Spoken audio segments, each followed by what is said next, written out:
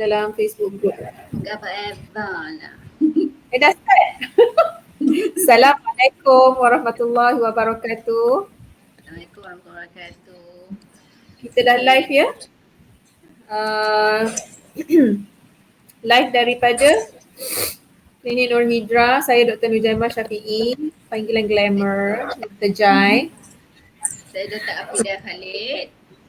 Kami daripada Klinik Nur Hidra, Badan Puteri Bagi. So, lepas 2 minggu kita kembali bersiaran. So, kita nak sambung tentang wheezing. Siapa ingat lagi 2 minggu lepas kita ada bercakap tentang pengenalan tentang asma, kan?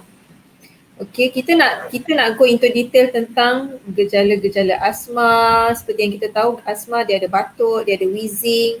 Tapi yelah, nak sampai kepada detail tentang gejala asma tu, kita kena tahu juga antara sebab-sebab lain wheezing di kalangan bayi dan kanak-kanak, sebab banyak faktor lain selain daripada asma. Dan asma tu actually susah nak diagnose sebenarnya. Susah kita nak kata this is asma. Kan? Betul tak Fidah? sebab ada feedback. Sebab ada banyak feedback. Lama stuck lah pula. Hello. Hello Fidah. Sorry ya. Line saya tak pasti ni. Line siapa yang bermasalah ni? Hello Fidah.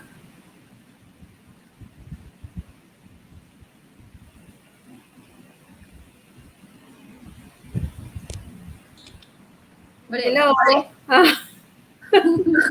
Masalah sungguh. Puan Nurul Ashu baru join. Waalaikumsalam Puan. Baru dapat join baby tidur. Okey, tak apa. Kalau tak sempat pun boleh tengok yang recorded punya. Sebab ada macam kejap tadi lah, ada yang tanya baby dia baru 2 tahun, ni ada umur 3 tahun. Lepas tu bila pergi ambil nap selalu, tapi doktor tak cakap pun asma, doktor just kata macam asma. Apa benda tu sebenarnya macam asma kan, dia kata macam tu. Lepas tu ada setengah tu daripada baby ada masalah wheezing-wheezing, bila dah besar lepas tahun tu dah tak ada dah semua tu. So tak semestinya wheezing tu adalah asma untuk budak-budak especially ya. Okay. So ada yang tanya tak wheezing. Wheezing tu apa? Wheezing tu actually kalau budak mak-mak yang ada anak penyakit asma ni dia tahulah wheezing tu apa. Wheezing tu macam bunyi bersiul. Kalau kita panggil bunyi berdekit atau bersiul, diibaratkan kalau kita tiup melalui straw yang saluran dia sempit, bunyi macam tu. Kejap ya, ini contoh yang saya boleh kongsikan. Sekejap ya, kita try tengok dekat YouTube.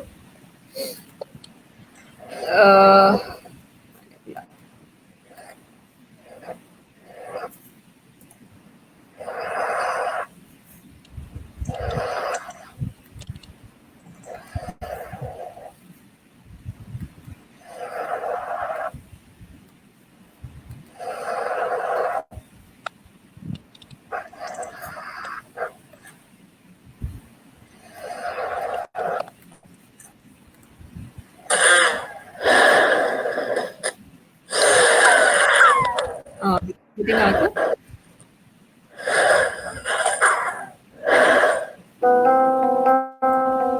Ya, lagi sekali. Yes.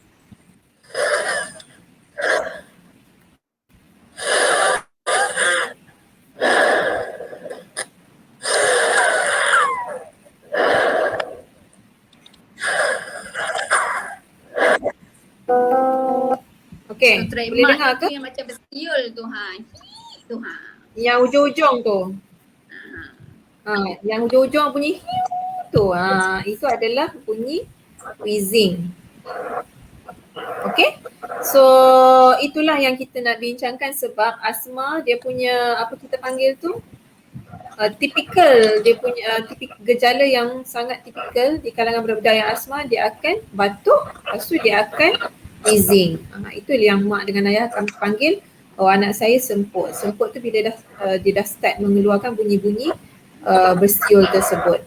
Okay, so wheezing tu sendiri bukan mewakili asma sahaja.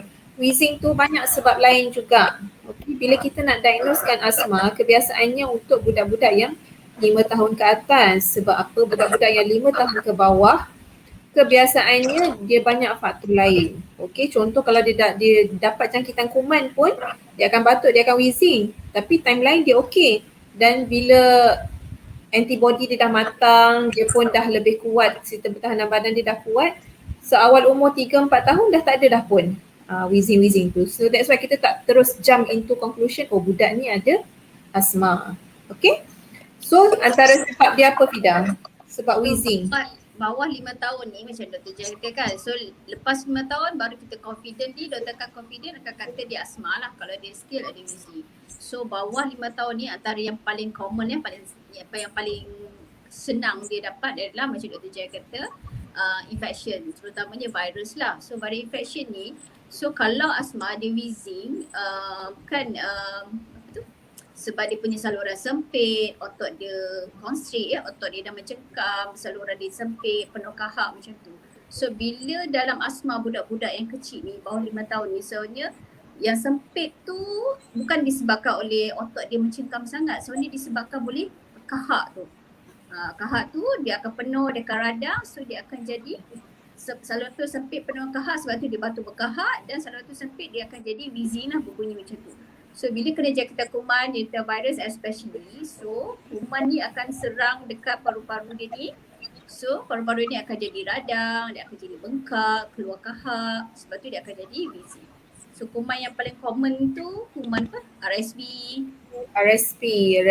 respiratory syncytial virus, rhinovirus, adenovirus, influenza, parainfluenza. Itu antara virus-virus yang sangat common lah di kalangan bayi dengan kanak-kanak yang kecil. Sekejap kita recap sikit yang kita pernah share 2 minggu lepas ya.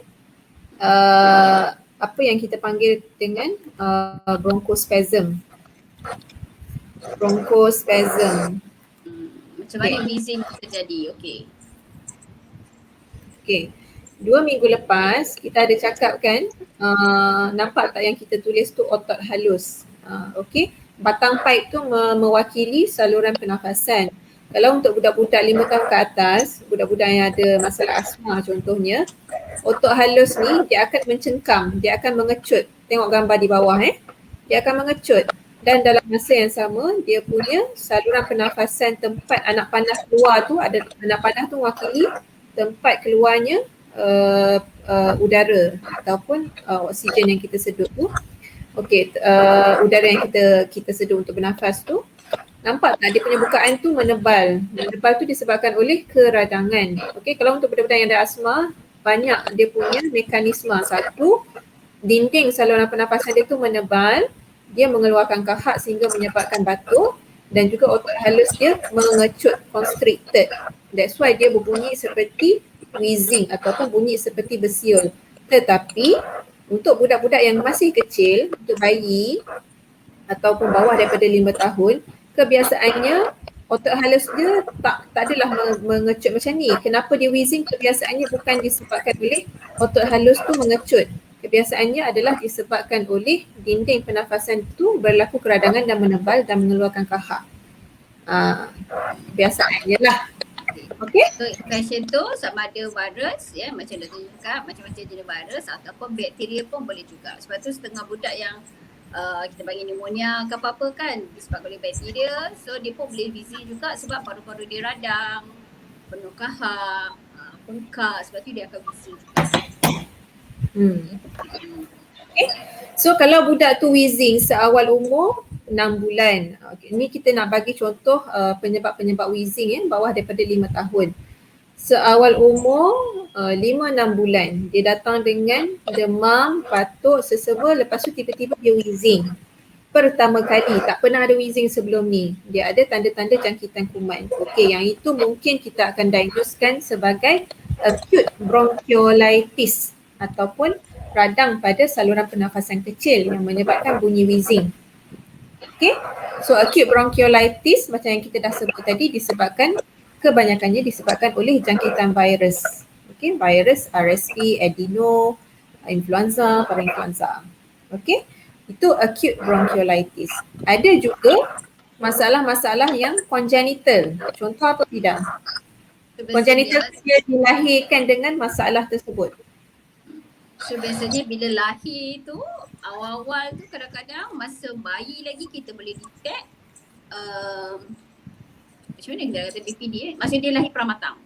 So bila dia lahir pramatang, bayi ni paru-paru dia akan fully develop matang sepenuhnya lebih kurang dalam umur 3 tahun. So masa dalam kandungan dia paru-paru dia tetap masih lagi membesar macam tu. Tapi kalau dia dah awal 9, baby pramatang, so paru-paru dia ni macam rosak sikit lah. Dan dia perlu bantuan pernafasan, dia tak boleh bernafas dengan biasa. So doktor akan bagi oksigen kan, masuk ICU, pakai ventilator, mesin untuk bernafas. So benda ni akan merosakkan lagi dia punya paru-paru, macam mana kata, sementara dia nak baik pulih. So budak-budak ni kita panggil bronchopulmonary dysplasia. Budak bayi yang sangat pramatang dilahirkan, let's say dilahirkan seawal umur 28 minggu ataupun 7 bulan. Paru-paru dia tak matang, dia tak fully develop. Dia tak boleh nak mengembang dengan jaya je. So apa yang kita buat biasanya doktor-doktor akan bagi bantuan pernafasan dengan mesin dan akan ada certain ubat yang dimasukkan ke dalam paru-paru. So proses pernafasan dengan mesin, proses ubat ni menyebabkan perubahan struktur dalam paru-paru bayi yang pramatang ni. So bila ada perubahan struktur, ada parut, apa semua, ada radang, dia jadi sensitif lah. So kadang-kadang bila budak-budak premature ni dah dicabut bantuan pernafasan dengan mesin pun terpaksa pakai oksigen lama. Lepas tu bila balik rumah gerak tak sihat. Bila tak sihat pula bunyi wheezing. Yang itu kita panggil macam Dr. Afidah cakap tadi, bronchopulmonary dysplasia. Bukan asma Bronchopulmonary dysplasia. So apa lagi ya kalau lahir? Lagi satu tu yang tracheomalacia tu. Malaysia, dia ada beberapa lah tracheomalacia dengan vascular ring Itu masalah bayi dilahirkan dengan struktur tak normal. Tunjuk gambar lah. So biasanya tracheomalacia ni maksudnya baby kan otot dia masih lembut ya. So samalah saluran pernafasan dia pun masih lembut. Tu apa vascular kan. Ni vascular ring. Ni. Ini tracheomalacia. So saluran pernafasan kita, trachea kita dipegang oleh tulang. Kita panggil apa? Kita panggil apa? Trachea, apa dia? Saluran pernafasan kita dipegang oleh ring tu lah kita panggil. Trachea tu kita panggil tulang tu. So tulang tu sebab dia tak develop lagi, dia baby kan, dia tak develop lagi. So sebab tu dia akan lembek lah, collapse macam tu. No dah explain, okay explain je. Ni saluran pernafasan yang lembik.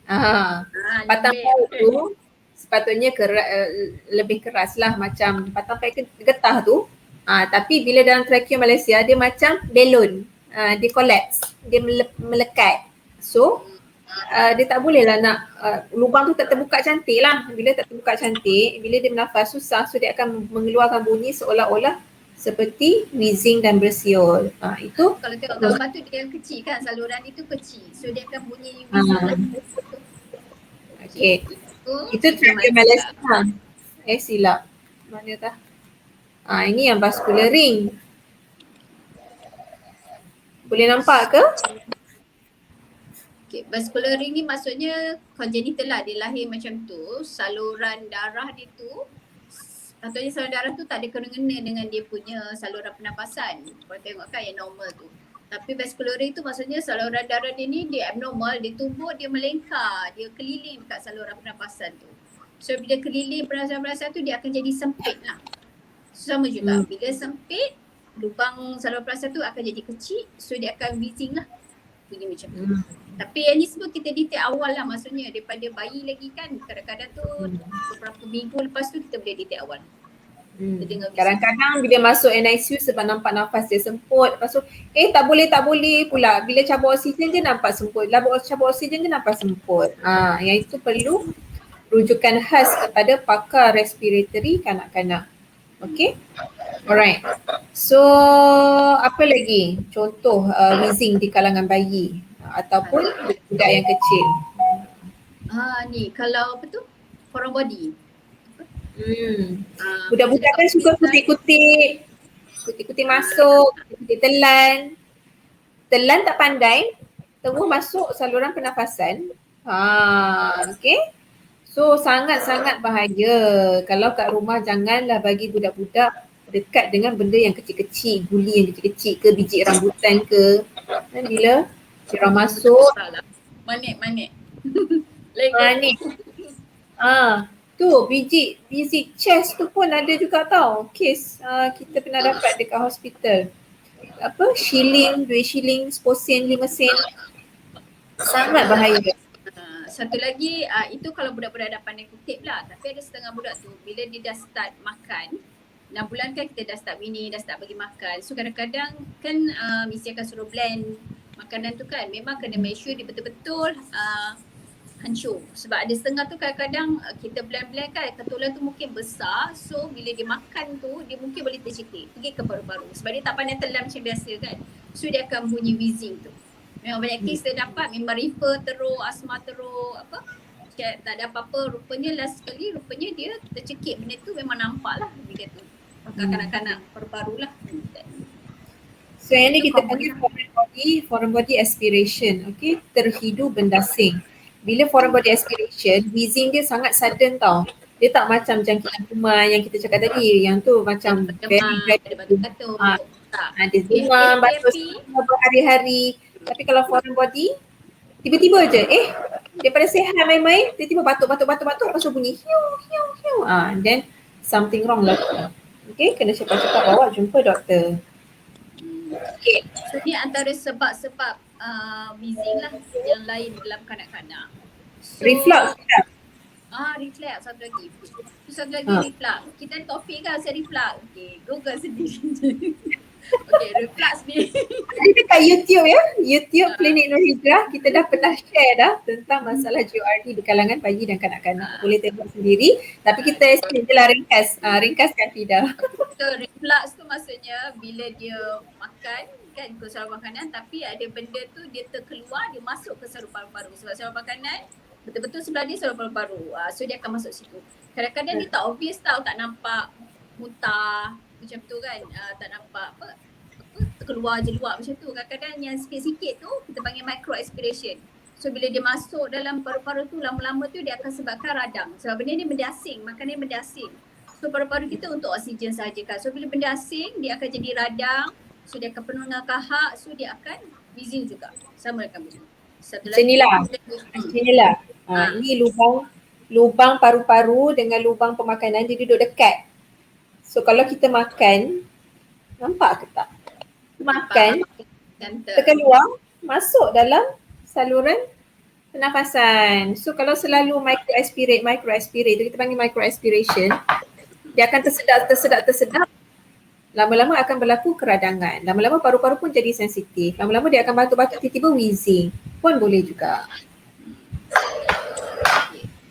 Okay. So itu antara sebab-sebab lah lain wheezing dalam kanak-kanak. So masa masa di kursus asma educator tu, okay, memang kebanyakan lecture dia bagi pergi susu ke lecture dia bagi, dia mesti kata cari punca dia. Tak semuanya budak ada wheezing ni adalah asma. So memang doktor akan pergilah full deteksi. Beranak dulu macam mana, Caesar ke, lemas ke, peramatan ke, macam tu. Start bunyi batuk, makan macam mana, semua tu akan lengkap lah history dia kalau dalam budak-budak ni.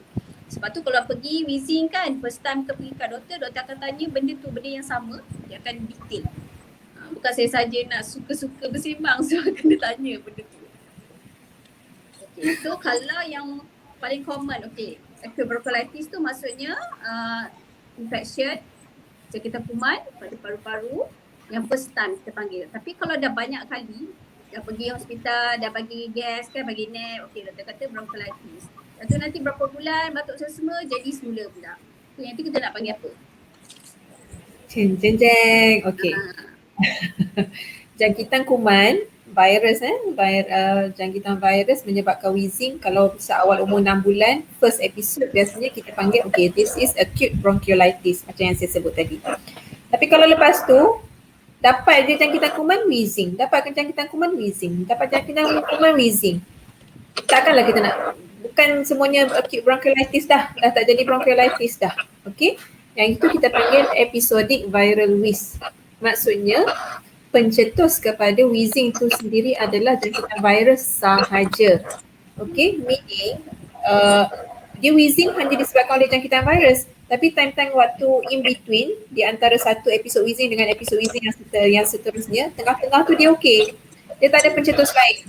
Maksudnya habuk pun dia okey, cuaca sejuk dia okey, makanan minum semua dia okey. Virus tu sahaja. Bila dia dapat jangkitan virus, dia batuk, dia wheezing. Okay, so that's why kita panggil yang itu adalah viral induced wheeze ataupun episodic viral wheeze. Okay, kebiasaannya sampai umur 2 tahun hilang dengan sendiri. Sebab apa? Pertahanan badan bayi tu dah kuat dah. Okay, dia dah dapat vaksin, dia dah develop antibody yang lebih strong. So, dia dah tak jadi dah lah kebiasaannya. Pengalaman saya dengan Dr. Afidah sendiri bila kami jaga dekat hospital, yang episod viral wheeze ni bila dah masuk umur 3-4 tahun tak ada dah. Dia biasa awal-awal saja. Dia sensitif sikit. Okay, yang itu episod viral wheeze. Ada lagi satu keadaan, dengan kuman pun dia wheezing, dengan cuaca sejuk pun dia wheezing. Bila dia menangis, wheezing. Dia menangis-nangis, dia pun dia wheezing. Dia lompat-lompat, dia wheezing. Tapi mak ayah sihat, tak ada asma, tak ada lelah, tak ada resedung, tak ada eczema. Tapi bukan ni wheezing. Itu kita panggil apa, Fida? Multi-trigger wheeze. Multi tu maksudnya banyak yang trigger dia untuk dapat dia wheezing. Multiple trigger. So multi-trigger wheeze. So ini untuk budak bawah 5 tahun ya. So katalah budak ni biasanya kebanyakannya by 5 tahun ke atas dia akan outgrow, dia akan hilang sepenuhnya. Tapi dos yang masih 5 tahun ke atas masih ada lagi perlu nap, bunyi wheezing masa tu barulah doktor confidently akan kata dia ini asma. Okay. So multi-trigger wheeze, kalau let's say dia kerap-kerap wheezing sampai umur 5 tahun dah tak ada dah. Okay, that's why kita tak terus jump into conclusion kata this is asthma, walaupun kita rasa macam asthma lah sebab kerap sangat. Dia gelak-gelak, and then rawatan dia pun lebih kurang macam asthma juga. Don't be confused. Rawatan dia pun approach of treatment lebih kurang macam asthma. Tapi kadang-kadang lepas daripada 5 tahun tak ada dah. That's why kita tak kata oh this is asthma. Kebiasaannya kalau budak-budak yang multiple trigger factor ni, multi-trigger wheeze ni, kalau dia berterusan lebih daripada 5 tahun ke atas dan dia ada atopi. Okey, ingat tak yang kita pernah bincang dulu-dulu, atopi ni apa? Atopi ni kalau dia ada genetik alahan.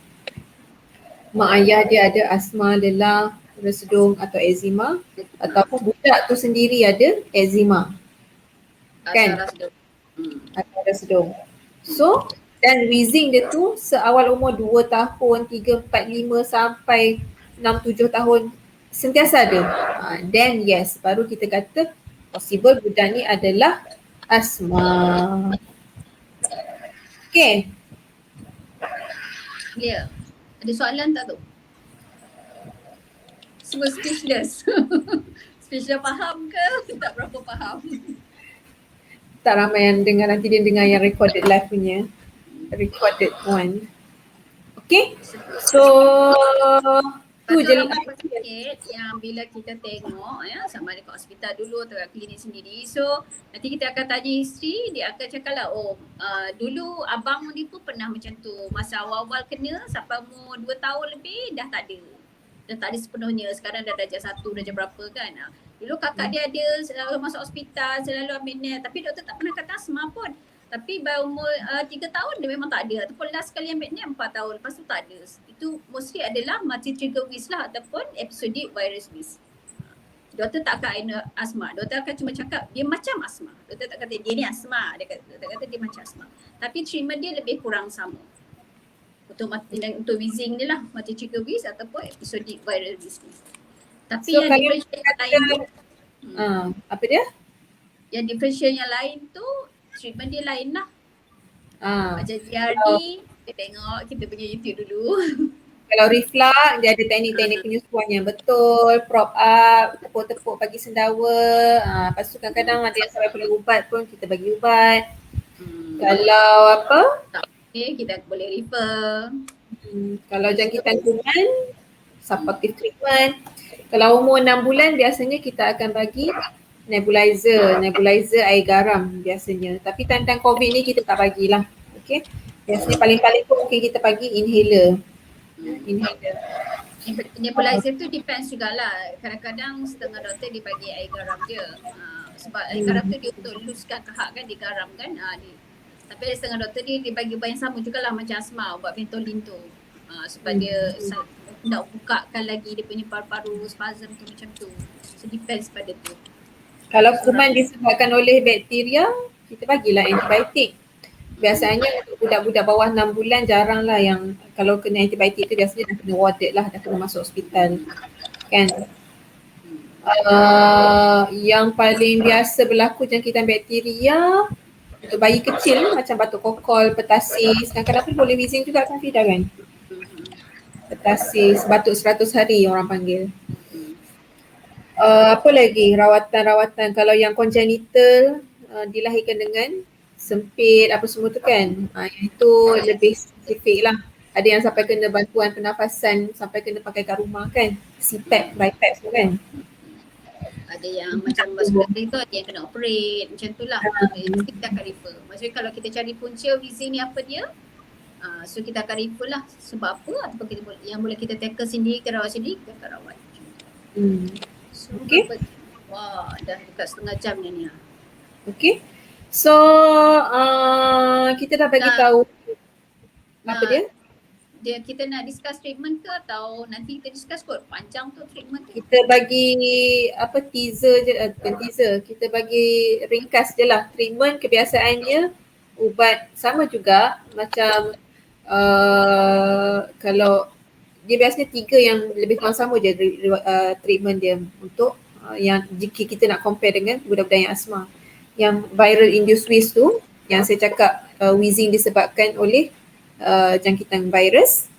2, multi-trigger wheeze. Okay, kita tak diagnose asma lagi tapi lebih kurang macam asma juga dia punya cara presentasi. Dan ketiga asma. Tiga-tiga ni kadang-kadang dia sampai terpaksa pakai ubat inhaler.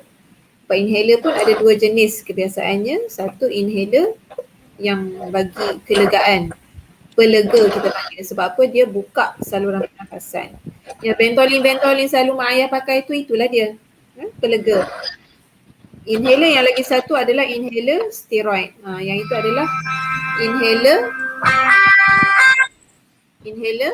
steroid. Inhaler steroid ni biasanya kita pakai setiap hari lah. So itu yang basic. Okay, nak tahu in detail nanti kita akan discuss dengan lebih lanjut. Sebab apa? Cara pakai inhaler pun banyak nak kena cakap. Inhaler pun ada banyak jenis kan Fida? Apa jenis-jenis inhaler Fida? Inhaler, apa lagi? Tubuhaler, Accuhaler. Dis tu panggil apa ya? Macam dis tu. Accu kan? Accuhaler. Accuhaler, Tubuhaler, MDI, limited dose tu lah. Okay, so cara pemakaian pun berbeza. Even orang yang dah dewasa pun kadang salah cara pakai dia tu. That's why kadang-kadang ada serta-serta asma tu tak control, tak well control lah kita panggil. Alright. Okay, so kita akan sambung di episod yang akan datang. InsyaAllah lagi 2 minggu kita akan bercakap tentang cara rawatan budak-budak asma. Gejala-gejala dia sama je lah kan. Kita dah sebut tadi, kalau ada batuk, demam, demam, batuk, sesema ataupun nafas laju bunyi wheezing.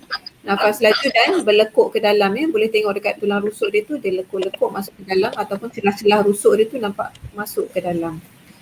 Itu biasanya di kalangan budak-budak lah yang tak reti nak komplain. Kalau budak yang dah besar dia akan cakap sakit dada, sesak nafas kan. Ni budak-budak kecil lah. Macam mana kita nak tahu budak tu tengah sempur ke lelah ke, dia akan senyap, nafas laju, berlekuk ke dalam. Itu gejala dia lah. Okay? So kita akan sambung di episod yang akan datang. Kalau ada soalan kita akan cuba jawab secara melalui komen lah.